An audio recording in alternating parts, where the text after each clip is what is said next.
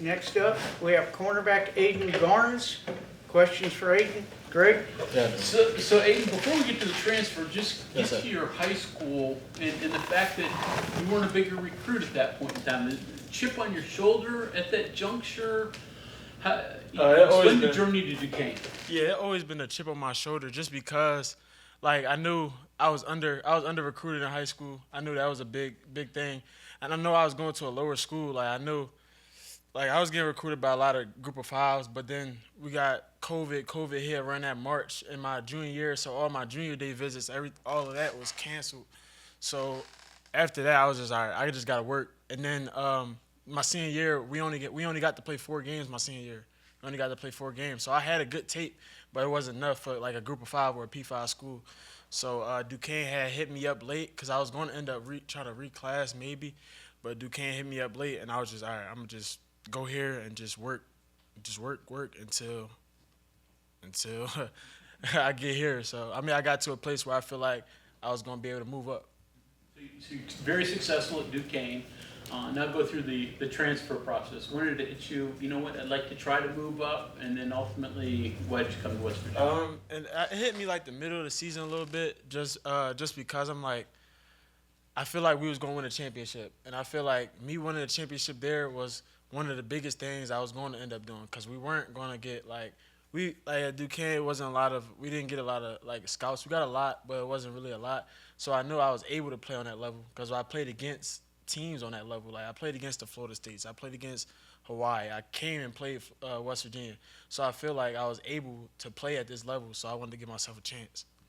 Did you feel like that game against West Virginia last year was validation to what you always believed? Like, was that one of those? Yeah, that was a stepping stone. I knew it wasn't the best game for us, Duquesne, but personally, I feel like I did what I had to do that game to like solidify myself as one of the players, and that in the league I was in and the country. Was that your first experience at WVU and soaking in what the experience Yeah, of that was being my a first. Mountaineer That was my first time. The big part that hit me is when I think our first touchdown was when that musket went off.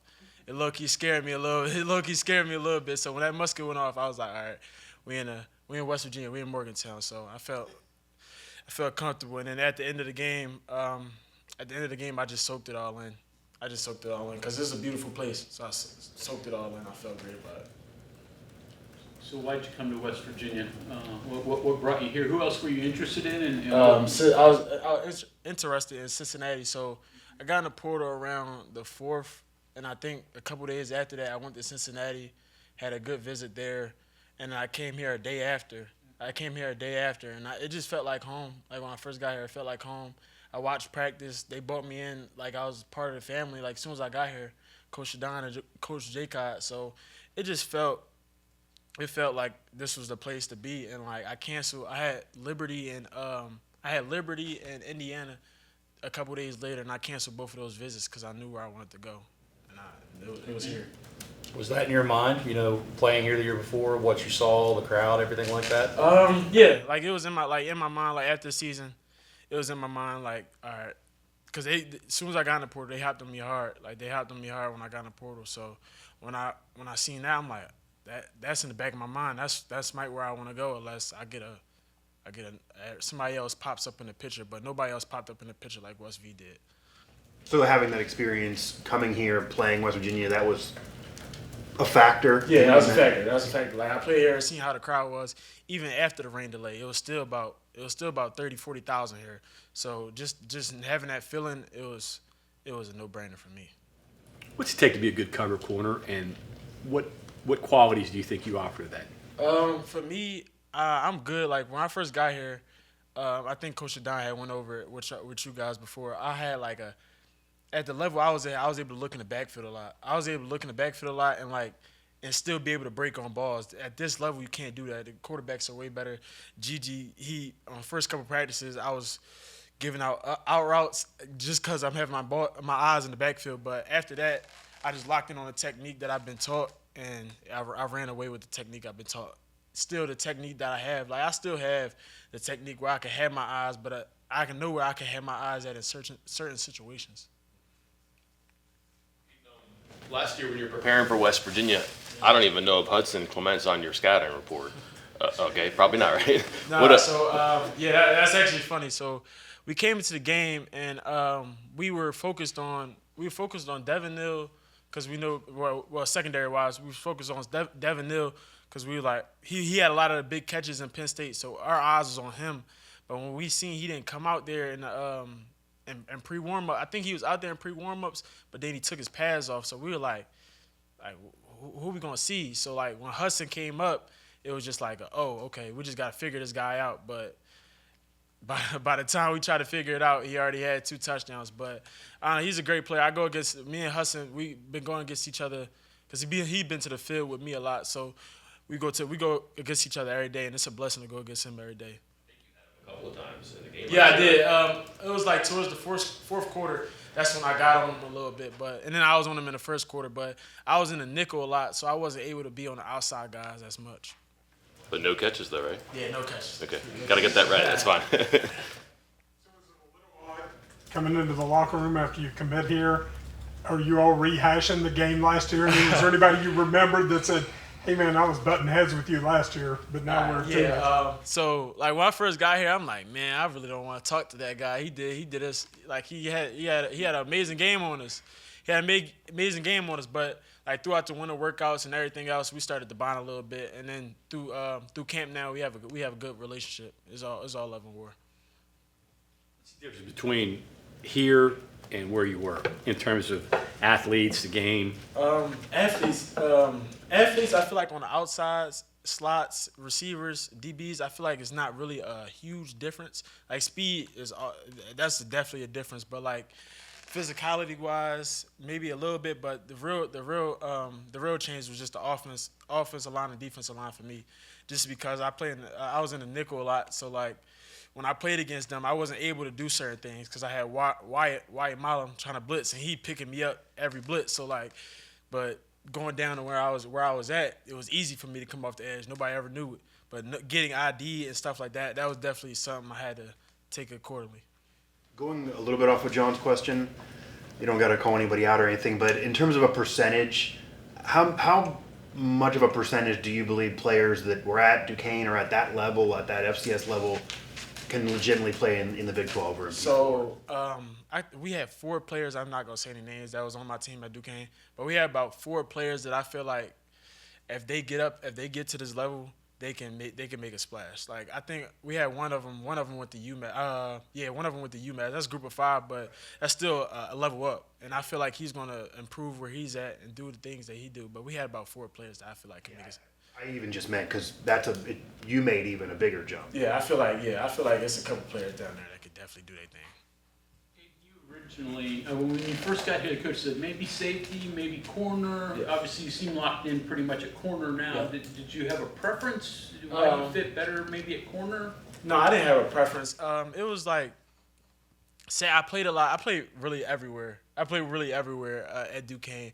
I was in the slot. I was at corner. I was at field. I was at boundary. I was at free. Been at strong a little bit.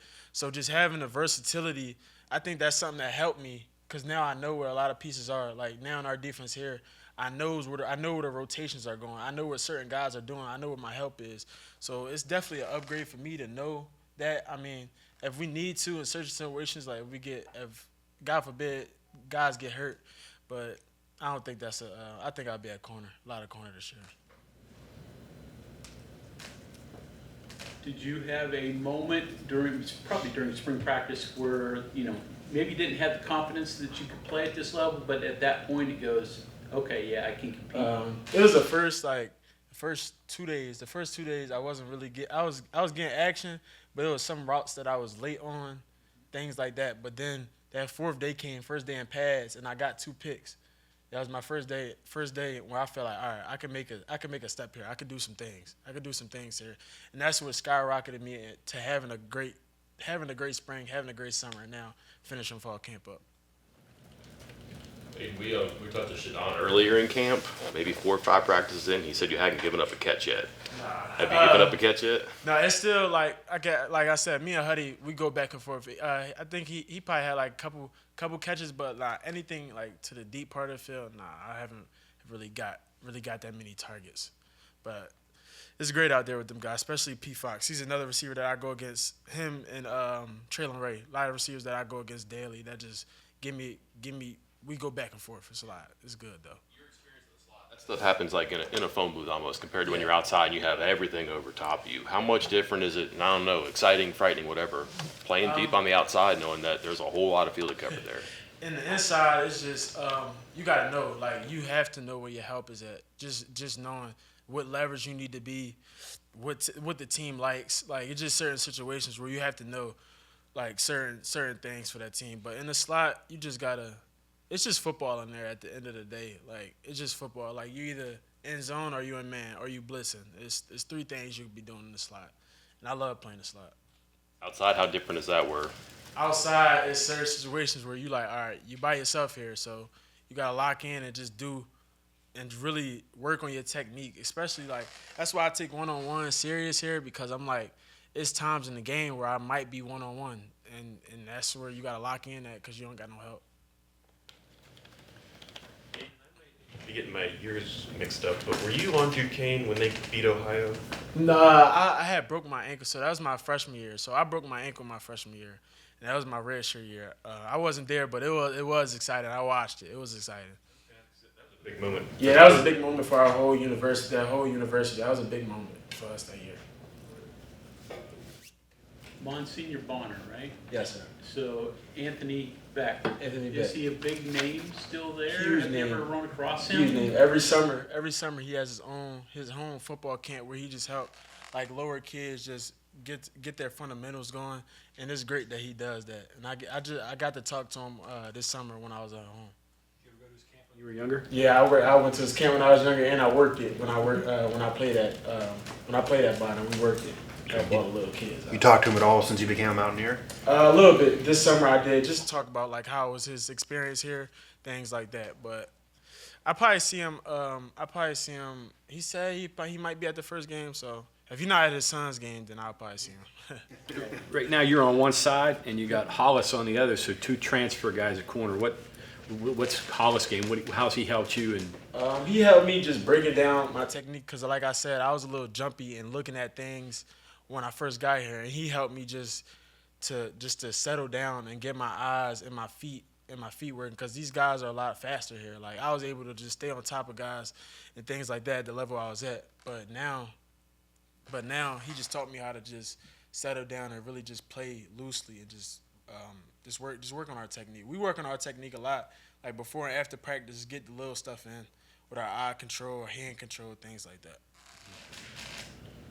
How much size or weight, strength did you gain? Since you got 17 here? pounds. 17 pounds? 17 pounds since January 6th is when I arrived. I How gained much 17 were you then? pounds. I was 163.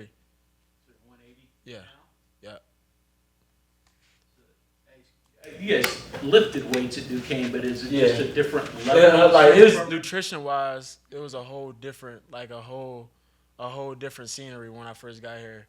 When I got here, my first week, I think I put on like 4 pounds. It was like a blessing. Like it's a whole different ball game over here. I knew it was different when I first arrived. The immediate reaction to something like that from the outside would be, okay, does that affect your speed and quickness any? But it seems like from a recovery standpoint, from combating receivers physically, that's a lot more positives that you can rely on. Yeah, that's a lot more positive. I just feel like even in the run game, I feel more powerful than I was in the spring. Coming in the fall camp, I just feel like I can come down a little bit more harder than I was in the spring, and I'm still got the same speed, still running with guys. That wasn't like no thing for me. The speed's still the same.